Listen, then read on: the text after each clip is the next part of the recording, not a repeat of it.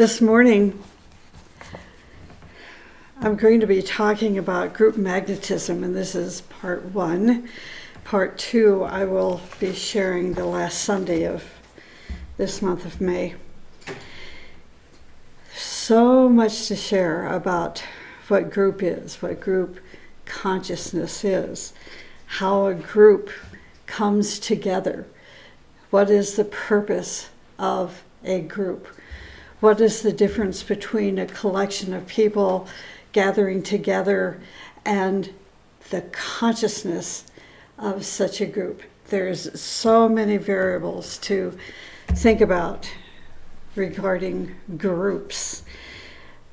I was thinking earlier today, this morning, about my own experience with group and how it's gone from exoteric and learning what being part of an exoteric group of people means to being part of a spiritual, esoteric group to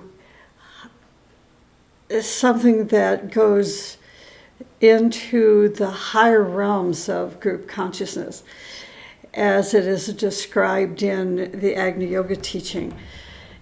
And so I'm going to attempt to talk about the first two layers, lower to higher, and then maybe the end of this month I'll talk about the more advanced stage of group consciousness. But I'll share a little bit about that. Lena Rourke and the Master talked about, gave us a word called Paloria, P-A-L-O-R-I-A. Paloria means essentially unified consciousness. White Mountain had a special group a few years ago where we spent time understanding and discussing and compiling information and digging more deeply into what Paloria is, what is unified consciousness. And we learned quite a bit through those weeks of study. And what I came away with from that study is this is our future. This is our future as a humanity. Disciples, typically disciples and initiates, are the initiators of what the future is going to be. Paloria, aka unified consciousness, I think is already beginning and being launched and being initiated by a select number of disciples and initiates, and that this movement began just a few years ago, and it's an international movement. It's international, meaning it is made up. This movement is made up of individuals and groups that are preparing the way for the next several hundred years of humanity, of what we can grow into regarding unified consciousness. So, but let me go back to the beginning. And this is a 3-hour talk, so go get your coffee and come back to your computer, and we'll just have to stay here. When I stepped into the teaching, I already had a group consciousness mind of thinking because I was a violinist. And as a violinist, I was a performer that moved into working with symphony orchestras, from grade school all the way through high school, through college, and into my professional life. And as I got better and better as a violinist, I eventually took that talent into professional symphony orchestras and gave that talent to the symphony to strengthen it, as we all did. This is, to me, this is where I began to build the foundation of understanding of true group consciousness. True group consciousness, still on a physical level, but that's the foundation of the esoteric science of group consciousness and group magnetism, where taking your talent into a group, donating, volunteering that talent to the group, and the group strengthens because of it. So to have a true collection of people and to be able to fuse that consciousness of that collection of people, they have brought their talents, whatever those talents are. It only may be one talent, it may be 3 talents, it may be a half a dozen or more, but these talents are so well developed over lifetimes of experiences, that talent now has been pulled into this collection of people who ultimately are there to serve a greater purpose. So I think we have to start at a young age through experience to become group conscious oriented.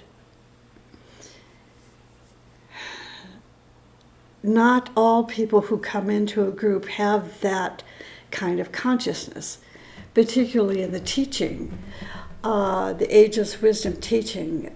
Typically and initially, individuals will come into such a group called the ageless wisdom teaching, and this is where I'm taking the talk this morning, because I spent about 40 years being part of and studying and learning and experiencing what an esoteric spiritual group is all about. So we come into the group, some just to build the knowledge base. They're a knowledge base. They're just there to, study and learn, but not necessarily experience. They just want to build their knowledge base. This is the type of person that comes in, may stay for 3 years or 5 years or a dozen years, and then they move on. They may move on to, another spiritual teaching, or they may move out of a spiritual teaching because they become bored, and they enter back into the mundane life.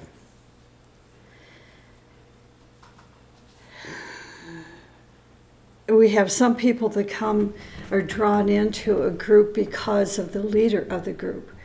The leader of the group is successful, has a name for himself, is known on an international level, and is so successful the people want to jump onto the back of such a leader and ride on the success of that leader. Ride on the success of that leader. Because people, it's normal, it's natural for people to want to say, oh, I'm a good friend. I'm a longtime friend of this leader or that leader. But there still will come a time where I think a leader of that magnitude begins to change the aura, the nature, the personality life of such a person. Maybe not this life, maybe another life. Because that kind of a leader shapes others through and by example. And then there are those that have already been through the grist for the mill, lifetime after lifetime after lifetime, and they start this life out, like I said earlier, with a group conscious nature. They don't come into a life for personal gratification, for personal or self-aggrandizement. They're here because they recognize that they have a purpose, and that purpose is to become an instrument of hierarchy. Then as they move, let's say as they ascend the mountain, headed toward the mountaintop, and the mountaintop can be a mountain in Prescott, Arizona, all the way over to India and China and so forth, the whole range of the Himalayan mountains, where the tip of that mountain is 27 or 29,000 feet. So we climb and ascend to the one mountaintop, and then we go to another mountaintop, and it just, increases in altitude to where you can hardly breathe. And maybe not breathe without assistance. So there's no end to the experience of group consciousness, but it becomes more refined, more refined, more refined. Okay, so today I'm going to be talking about the basics of group consciousness, group magnetism. And after 40 years of experience, I can tell you very few people are ready for this. It disappoints me to say this, but it is fact. And yet the hope is, like I was saying, that there is a movement now of disciples and initiates at an international level all over the world that are coming together, and they're launching this another stage or another level or another sphere of group consciousness through the portal of Polaria consciousness. Polaria consciousness. It's very exciting, very beautiful, outrageously difficult to launch something like that. So where those of us that are already very immersed in the sphere of group magnetism, soon there is going to be another sphere that we can move into called Polaria, or unified consciousness.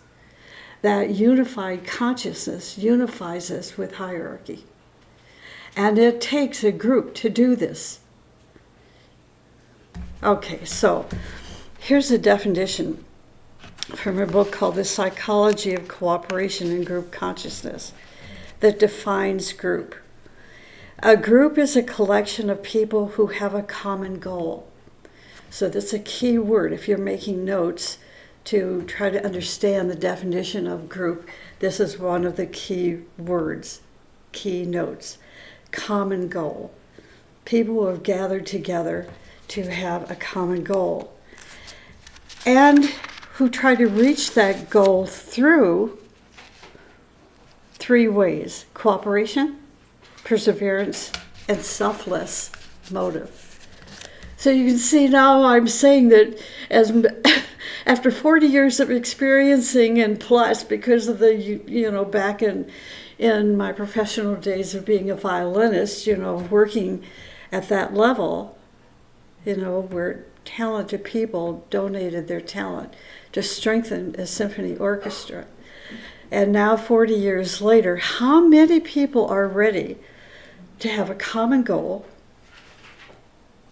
and to reach that goal through cooperation, perseverance, and selfless motive? I think part of it depends on the culture that you're born into. Most cultures do not support selfless motive. They just don't. So, continuing on with this definition, each member's intention now is to make the whole group healthy, happy, prosperous, enlightened, and safe. So I'm going to read through this whole definition again so you really get the impact. A group is a collection of people who have a common goal and who try to reach that goal through cooperation, perseverance, and selfless motive. Each member's intention is to make the whole group healthy, not just themselves, but the whole group healthy, happy, prosperous, enlightened, and safe. The numbers of members in a group can be anywhere from 3 people to 1 million, but this is the point. As the numbers of members increase, then greater virtue, greater efficiency is required to keep that group intact. Group consciousness is the sum total of the consciousnesses of the individuals who, through sincere effort, have merged. This is the next, put your notes down in your notebook. Through sincere effort have merged. That's number 1, they've merged. Number 2, they've fused. And number 3, they have blended their consciousness with that of others. They have merged, they have fused, they have blended their consciousness with others. This is why my experience as a musician, playing with extremely talented musicians, creating the whole of a symphony orchestra that acted as one with the conductor. That can symbolize that acting as one with the conductor, acting as one with the leader, acting as one with the master, acting as one with hierarchy. That was the 101 of learning about group consciousness. Merging, fusing, and blending our consciousness with that of others. A group is not a true group unless the consciousness of the members of that group are fused, merged, and blended with each other. This is group consciousness. You see how difficult it is, challenging it is. It takes lifetimes to prepare your soul to have a consciousness that becomes part of group consciousness. Now, the teaching gives us 9 principles of group consciousness. I'm going to list the 9 but not go into it in detail. The first principle is that members must learn the value of respect and practice it toward each other. That's the first one. 2, they must promote a common goal. 3, they must try to work in harmony with each other, promoting the group goal and the goals of individual members, which do not contradict the group goal. If an individual has a goal that is in opposition to the group goal, then there is a cleavage in the group. 4, the members must protect the group. The leader, more than anybody, must protect the group. But the members also are charged to protect the group. From what? From attack and danger. And then you have to know what attack means, what danger means. Number 5, the members must encourage and evoke striving to develop greater potentials in each other. So this is a group that never becomes inert, but continues to expand and expand and expand, even if gradually. To evoke striving to develop greater potentials in each other. 6, the members must learn to be tolerant and forgiving toward other members of the group, giving them the opportunity to fit themselves into the labor of the group. What is the labor of the group? It's the projects. It's the group endeavor. It's the tasks that such a group has been assigned. Assigned by whom? By a greater being. That's what it means to labor. Number 7, they must cultivate a deeper sensitivity to the leadership of the group in light of the group goal. Number 8, the members must increase the joy of others in the group. Number 9, the group must have a vision. If the members of the group are going in varying directions without a common vision, that group cannot continue. If they are going in varying directions, the group cannot fit themselves into a greater group. What is that greater group? It's the higher ashram that is run or directed or conducted by a master and the master's group of initiates and disciples. If the members of the group are going in varying directions, the group cannot fit themselves into a greater group. So those are the 9 principles. Cooperation is important. When the members of a group cooperate with the vision of the group, the vision draws them closer to what? To their higher self. The self of the group oversoul, if you will, to the hierarchy and to the hierarchical plan.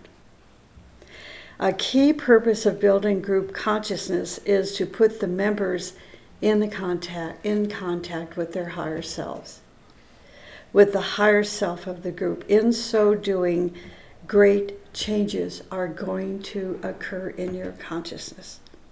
It is a guarantee. You have a 100-year warranty. Every advancing group is slowly drawn into the hierarchy. You cannot say because that leader over there was so huge, so successful, so well known, that this is the only group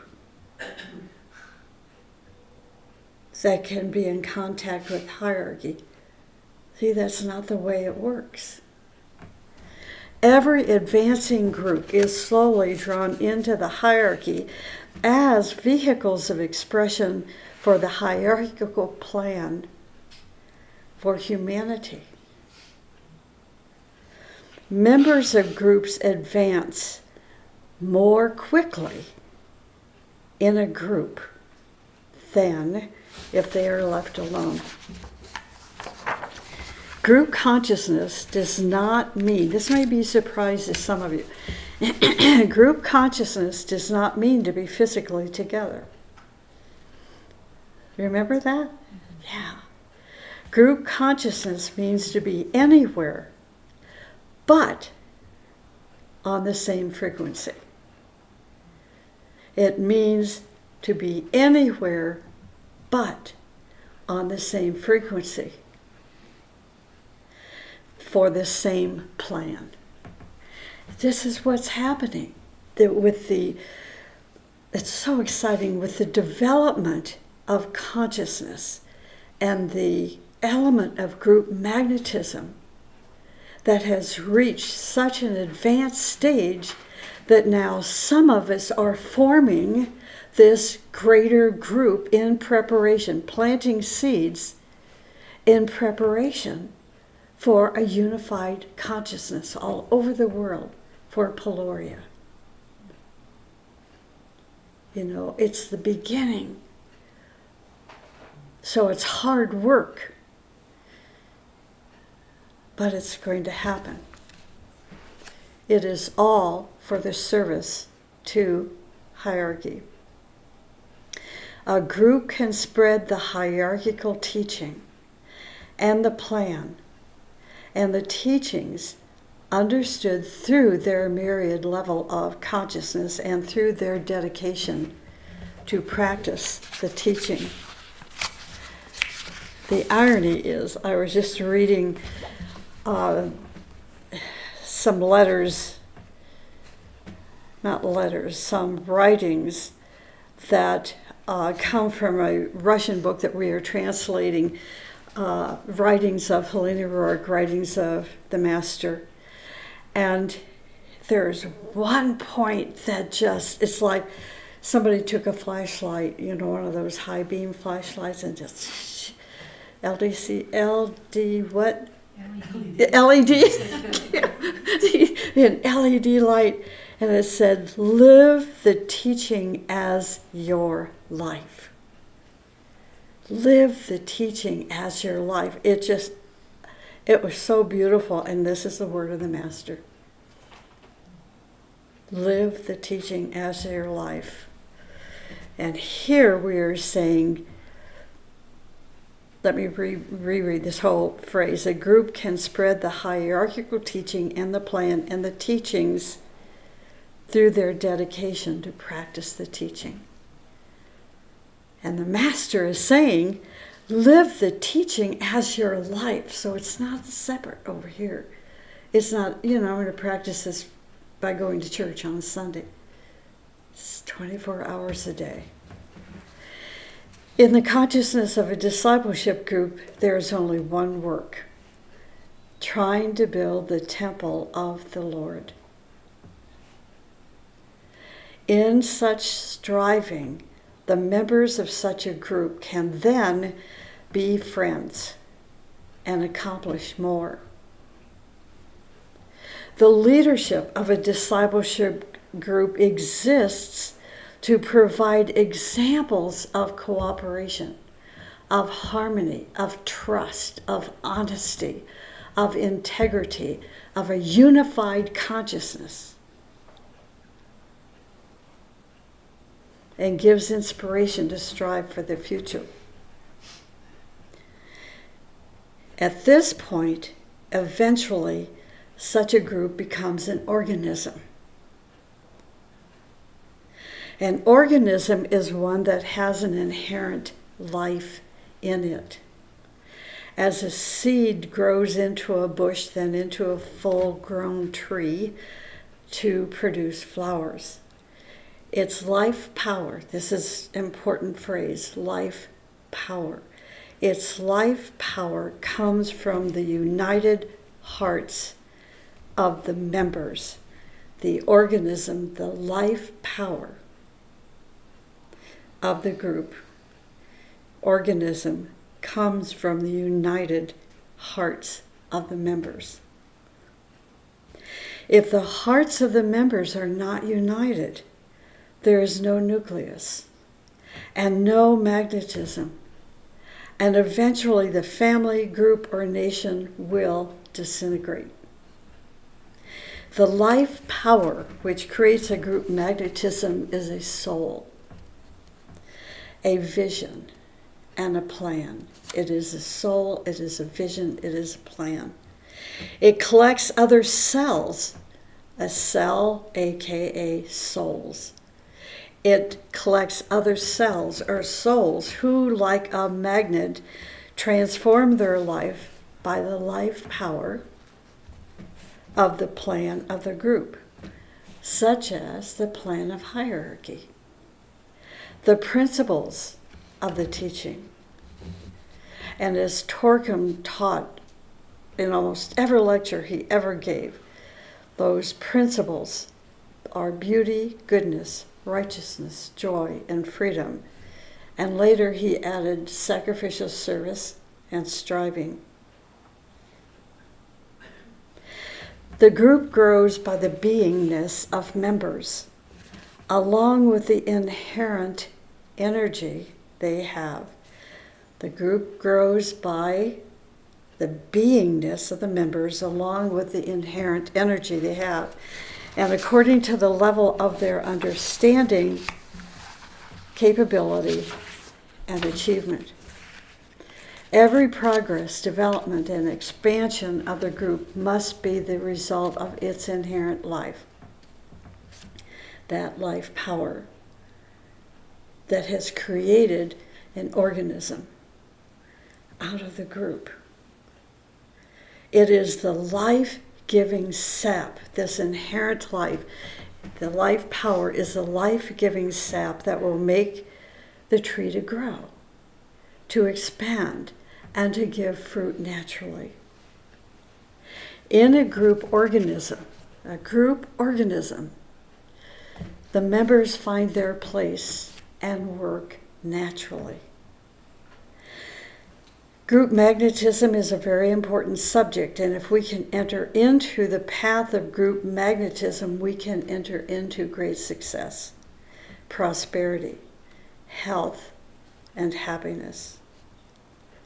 So like I said in the beginning, a group is a collection of people who have a goal and whose frequencies are similar. They may operate in different ways and with different techniques and talents, and it is expected in a group organism to have members who operate in different ways, but not in opposition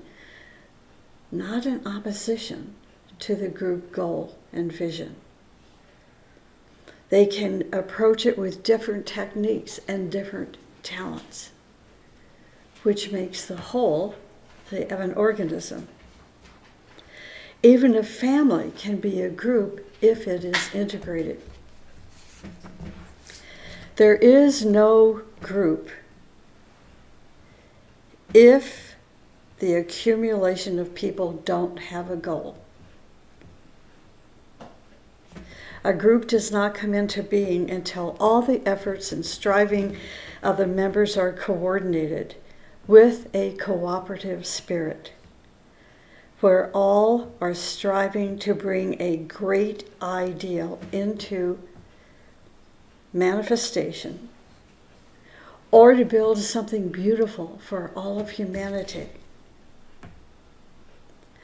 We have physical groups like the White Mountain Education Association, but there are others. Also, other physical plane groups, and we see this happening now again all over the world. These groups are necessarily small, but they are all over the world physically. Now, if they are necessarily small, how do they get things accomplished? Because this physical plane group is an outpost of subjective plane groups that exist on the astral plane, groups that exist on the lower and higher mental planes, and groups that exist in the intuitional plane. And this is something that's so beautiful when we read about in the teaching, that when you die and you're a member of an organism, you will go into the more subjective groups, eventually taking you to the ashram that is part of the higher planes, higher subplanes of the Buddhic plane. You're going to go from here to here to here to here. You have a pass. And that pass is part of the consciousness of your soul, so you don't have to worry about carrying that card with you. Okay.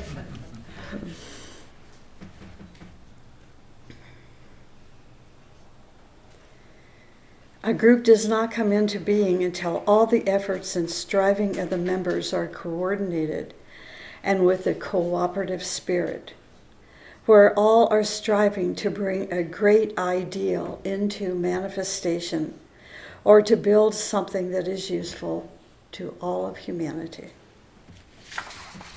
Sometimes there are people who belong to all four of these groups: astral, physical, astral, lower mental, higher mental, when they are here in the physical plane, in the physical incarnation. If you are advanced, you can work with a group here on the physical plane. However, a part of your group is also on the astral plane. Some are in the mental, some are in the intuitional plane. If you have the consciousness, you can be influenced by the higher, more refined levels of the consciousness of the group. The more refined levels of the consciousness of the group. In other words, the higher frequencies of the group. For example, you have 2 people in your group on the physical plane, 100 people in the astral plane, 50 in the mental plane, and 20 in the intuitional plane. Although you have only 2 people on the physical plane, you are very powerful because of your group members in the higher planes. I was reading this week in Agni Yoga where the master says, such a person with that advanced consciousness, 1 person is equal to 10. 1 person can do the work of 10. If you are a student of the teaching and a member of a discipleship group, these points are very important points to remember. If you do not, you will try to build your group with large numbers of people, thinking this is what comprises the success of any group. If you build your group of large numbers of men and women who are not related to the life power of the group, who are not integrated and not in alignment with the plan of hierarchy, you will not have a group organism. Nor will your group be associated with groups in the higher worlds. Sometimes a group can be spread all over the world where they are not all in the same place. But subjectively, they can be one group. For example, let's say that we are a group in this life. In the next life, we may disperse and not come together physically for maybe 500 years, but we will remain subjectively together. How do we know this? There are signs all around us. For example, this past week we celebrated the life of Daniel Enton. Even though Daniel passed in January of 2017, he is still with us in our heart and soul. The same with Torkim Saradarian, who passed in 1997. Both of these men are with us. They are with some of us every waking day. This is what it means to be together subjectively. Whether we are here physically or on the other shore, we are together. Once we have continuity of consciousness, these things become a living reality. If people realize the true meaning of group, they would know that group means sacredness. Sacredness. This is why friends and families and groups and nations and humanity are all sacred. Here's a nice example to help explain the power of a magnetic group. A person can be in the physical plane, but help groups that are on higher planes. Did you know that? A person can be in the physical plane, but help groups that are on higher planes. How is this done?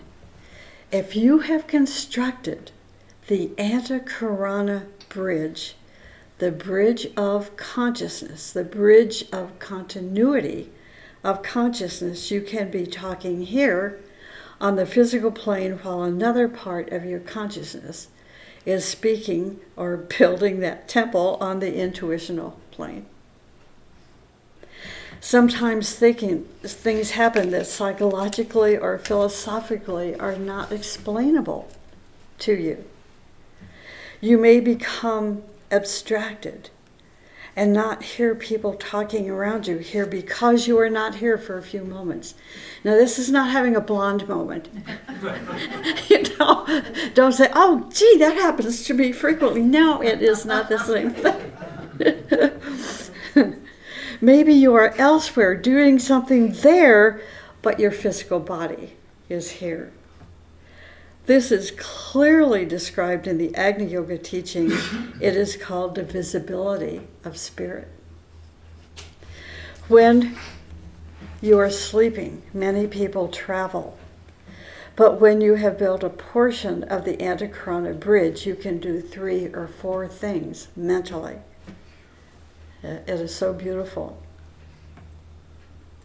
We have 3, 4, or even 5 gears that can work together simultaneously. In this way, we come in contact with our group members on all planes of subjective consciousness and from all over the world.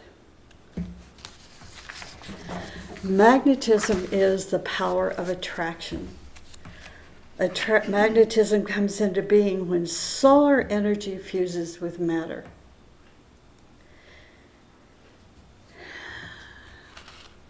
Okay, I think I'm going to stop here because we're almost out of time. But you're missing some really nice things.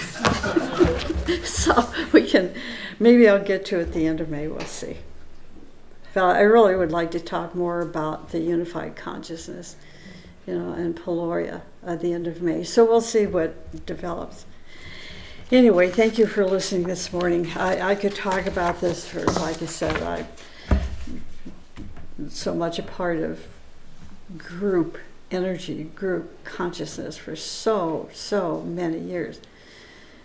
That I have so many years of experience to talk about. Yeah, it's very beautiful, very challenging. And it's not fit for all. Not yet.